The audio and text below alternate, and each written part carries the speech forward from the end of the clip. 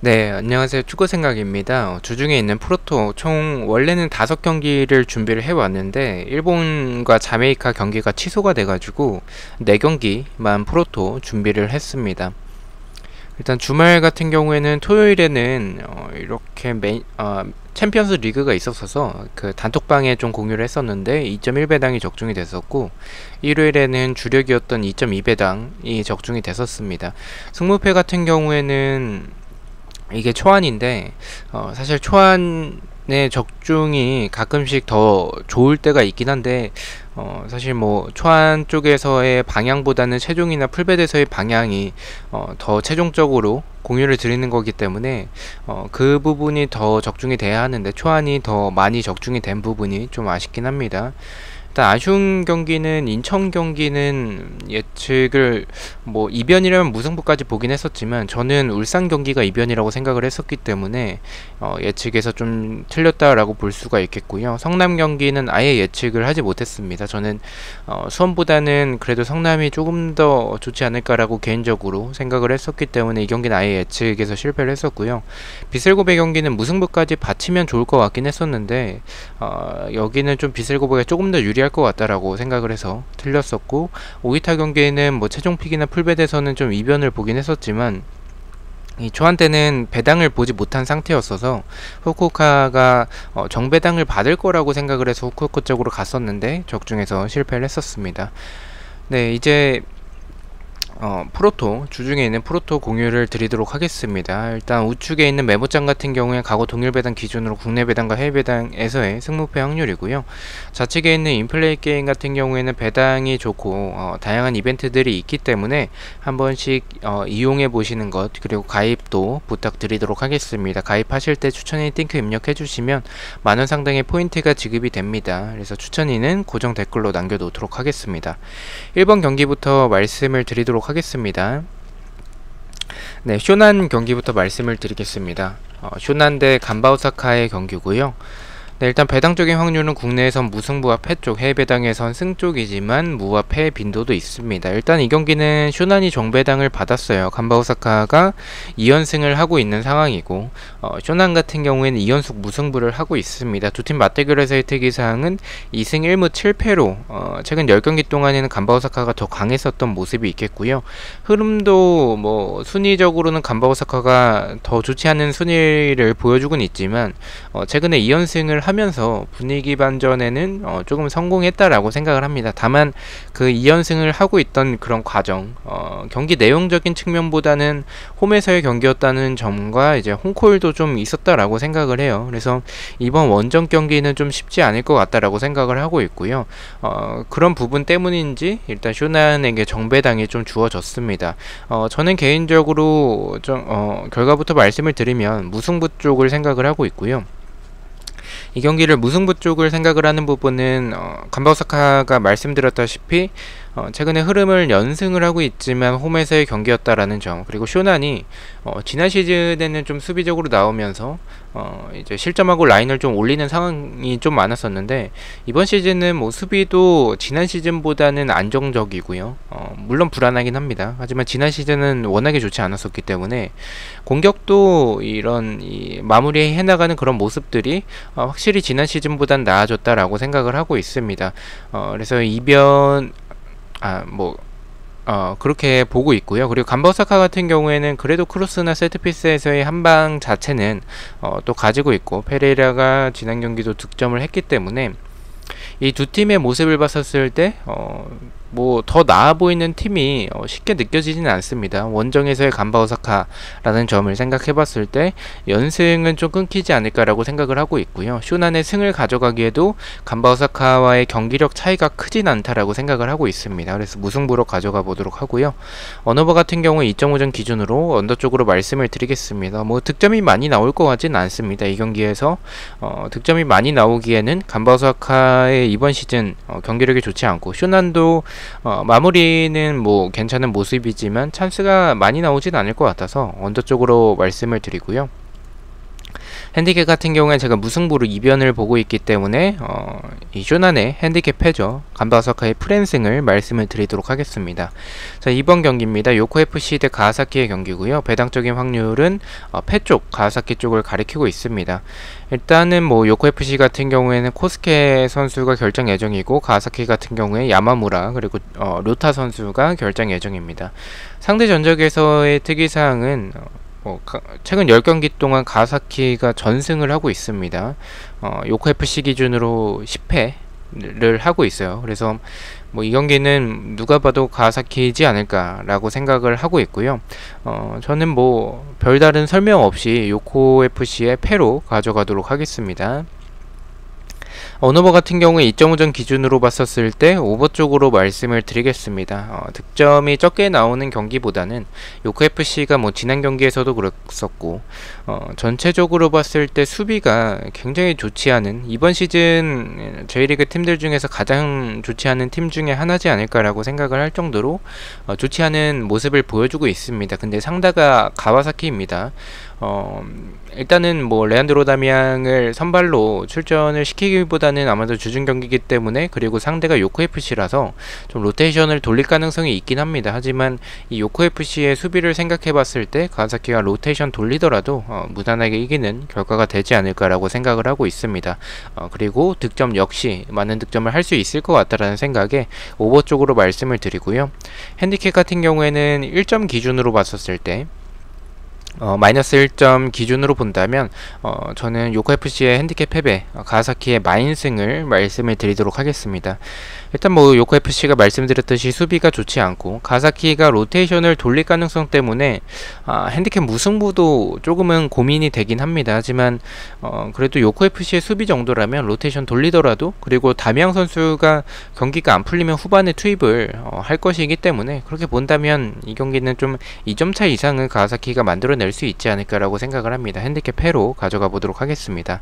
자, 3번 경기부터는 새벽 경기라서 인플레이 게임에서 24시간 기준으로 업데이트가 되기 때문에 아직 업데이트가 되지 않았습니다. 그래서 이 한글표를 보면서 말씀을 드리겠습니다.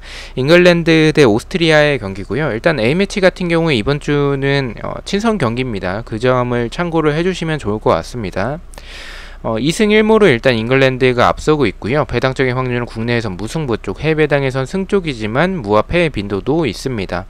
일단 잉글랜드는 뭐 라인업이 굉장하죠. 뭐 핸더슨, 뭐 해리케인, 아놀드, 벤치렐, 메가이어, 밍스, 카일 워커, 마운트, 필립스, 뭐 그릴리시도 있고요. 칼버트린이나 뭐 산초, 굉장히 좋은 자원을 보유하고 있습니다. 잉글랜드가 예전에 뭐 2006년도였었네요. 2010년이었나? 기억이 잘 안 나는데, 어쨌든 뭐 램파드 제라드 있을 때 그때처럼 스쿼드 자체는 굉장히 좋습니다. 그리고 경기력도 그때에 비해서도 굉장히 호흡이 좀 잘 맞는 것 같습니다. 그 각 팀별로 좀 주전급의 선수들이 많기 때문에 스쿼드가 일단 좋은 팀이고, 경기력에서는 압박도 좋았었고 측면도 굉장히 좋았습니다. 특히나 좌측에서의 벤치렐, 사이드백이죠. 그리고 이 윙에서의 스털링, 이 좌측 라인이 굉장히 좋았습니다. 하지만 단점 같은 경우에는 이 측면에 이 측면 자원들이 좌측엔 벤치렐, 우측에는 카일 워커죠. 그러다 보니까 밸런스가 조금은 무너질 때가 좀 있습니다. 이 선수들이 오버래핑을 좀 많이 나가는, 공격에서의 성향이 조금 더 짙은 선수들이라서 이런 이 측면에 대한 공간에 있어서는 조금은 불안한 모습들이 있다라고 생각을 해주시면 될 것 같고요. 그리고 이 뭐 스톤스와 메가이어가 아마도 센터백 조합으로 나올 것 같은데, 이 빌드업하는 과정에 있어서 압박에 좀 고전하는 모습들이 있다라고만 생각을 해주시면 될 것 같습니다. 오스트리아 같은 경우에 알라바, 뭐 자비처, 바움가르팅거, 슐라거, 뭐 칼리아지치 이렇게가 있고요.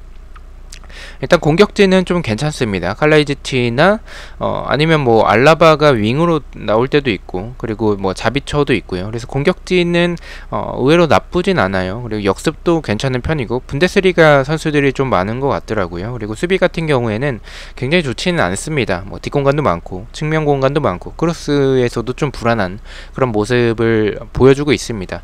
이런 전체적인 모습을 생각을 해본다면 잉글랜드가 무난하게 이기는 경기가 될 것 같다라고 생각을 하고 있고요.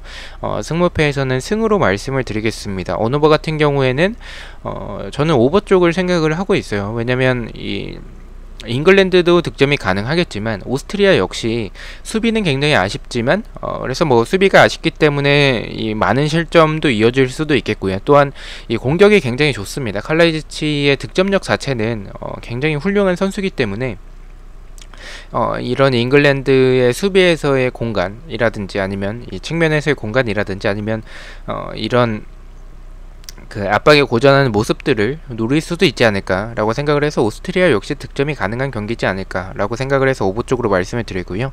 핸디캡 같은 경우에는 마이너스 1점 기준으로 봤었을 때는 잉글랜드의 핸디캡 승도 마인 승도 좋아 보이긴 합니다. 하지만 저는 잉글랜드가 이 수비에서의 불안한 느낌 그리고 오스트리아의 공격이 생각보다는 좀 좋게 느껴져서 저는 1점 차로 좀 간신히 이기는 경기가 되지 않을까라고 생각을 하고 있습니다. 두 팀 다 득점이 많이 나올 것 같은 경기라고 생각을 해서 저는 1점 차의 잉글랜드 승을 바라보고 핸디캡 무승부로 말씀을 드리도록 하겠습니다. 자, 4번 경기입니다. 프랑스 대 웨일즈의 경기고요. 네, 일단 뭐 배당적인 확률은 승을 가리키고 있습니다. 프랑스가 웨일즈 상대로 1승을 하고 있고요. 뭐 똥배당을 받았죠. 근데 프랑스가 이렇게 똥배당을 받을 만한 게 지금 음바페도 있고 벤제마가 복귀를 했습니다. 국대에 복귀를 했기 때문에 출전할 것으로 보이고요. 그리고 뭐 벤제마가 막히더라도 지루가 교체로 투입을 할 수가 있고 뭐 그리즈만, 캉테, 포그바 뭐 이렇게 뭐 언급드린 선수 외에도 굉장히 좋은 선수들이 많죠. 뭐 코망도 있고 하지만 이런 좋은 자원들이 너무 많기 때문에 생략을 하고 일단 스쿼드 자체가 굉장히 좋습니다. 득점력에 있어서 좀 아쉬운 부분들이 지루 한 명만큼만으로는 좀 부족한 부분들이 있었는데 벤제마가 복귀를 했기 때문에 뭐 연계도 좋고 거의 뭐 지루의 상위 호환이죠. 굉장히 업그레이드 선수라고 볼 수 있는 선수가 복귀를 했기 때문에 웨일즈 상대로 좋은 활약을 보여줄 수 있지 않을까라고 생각을 합니다. 수비적으로 봤을 때는 세트피스나 중앙 공간에 대한 불안함을 조금은 보여주곤 있지만 뭐 그렇게 뭐 불안한 정도까지는 아니라고 생각을 하고 있습니다. 웨일즈 같은 경우에는 가레스 베일, 제임스, 램지, 해리 윌슨 뭐 이렇게 알만한 선수들은 이 정도밖에 없는 것 같아요. 측면에서의 공격들 특히나 뭐 좌우측에 베일이나 제임스 선수의 활약이 있겠고요. 그리고 침투하는 모습들도 좋습니다. 크로스 공격도 준수한 편이고요. 수비 같은 경우에는 측면 공간도 많고 뒷공간도 많고 뭐 크로스에 취약하고 수비가 좋은 편은 아니라고 생각을 하고 있습니다. 이 경기는 뭐 별다른 설명 없이 뭐 웨일즈가 측면에서의 모습들 그리고 뭐 전방에서의 해리 윌슨이라든지 아니면 좌우 측면의 베일과 제임스 뭐 나쁘진 않지만 프랑스의 스쿼드가 너무 좋다라고 생각을 하고 있습니다. 이 경기는 웨일즈가 이변을 만들어내긴 좀 어렵다라고 생각을 해서 프랑스의 승으로 바라보고 있고요. 언어버 같은 경우에도 일단 오버 쪽으로 프랑스가 저는 개인적으로 대승을 할 만큼의 벤제마가 복귀한 시점에서는 대승을 할 만한 경기라고 생각을 하고 있습니다. 웨일즈의 수비가 좋지 않기 때문에 저는 오버 쪽으로 말씀을 드리고요. 핸디캡 같은 경우에 말씀드렸듯이 웨일즈의 수비가 좋진 않아서 그리고 프랑스의 스쿼드가 워낙에 좋아서 저는 이 경기는 프랑스가 마이너스 1점 기준으로 봤었을 때 마인승 핸디캡 승리 충분히 가능하다라고 생각을 하고 있고요. 마이너스 2.5점 도 마인승을 좀 고배당을 노리시면 가보시는 것도 괜찮지 않을까라고 생각을 하고 있습니다. 5번 경기 일본과 자메이카는 생략을 하도록 하겠습니다. 취소가 됐기 때문에. 자, 1번 경기부터 가장 추천을 드리는 픽을 말씀을 드리겠습니다. 1번은 쇼난의 언더, 2번은 요코FC의 패배, 3번은 잉글랜드의 오버, 4번은 프랑스의 승을 가장 추천드리도록 하겠습니다. 자, 이렇게 4경기 중에서 한 개의 픽을 가져와 봤고요. 부주력 픽입니다. 주력과 고배당 픽은 이 멤버십 회원분들에게만 공유가 단톡방에서 그리고 커뮤니티에서 공유가 되고 있고요. 자, 첫 번째는 쇼난의 언더, 두 번째는 요코FC의 오버 이렇게 가져가 봤고 일본의 승까지 가져가긴 했었는데 일본 경기가 취소가 돼가지고 일본 경기는 제외하고 만약에 차라리 가신다면 잉글랜드 승을 가시는 게 더 좋지 않을까라고 생각을 하고 있습니다. 좌측의 인플레이 배트맨 그리고 우측의 인플레이 게임에서 동일한 경기를 가져갔었을 때 더 배당이 높게 책정이 되는 것을 확인하실 수가 있습니다. 그래서 이 다양한 이벤트들이 있기 때문에 한 번씩 이용해 보시는 것을 추천을 드리도록 하겠습니다. 저는 아마도 토요일 새벽일 것 같아요. 그때 또 축구 경기들, 프로토 경기들로 다시 찾아뵙도록 하겠습니다. 시청해주셔서 너무나도 감사드리고 구독과 좋아요 너무나도 감사합니다. 감사합니다.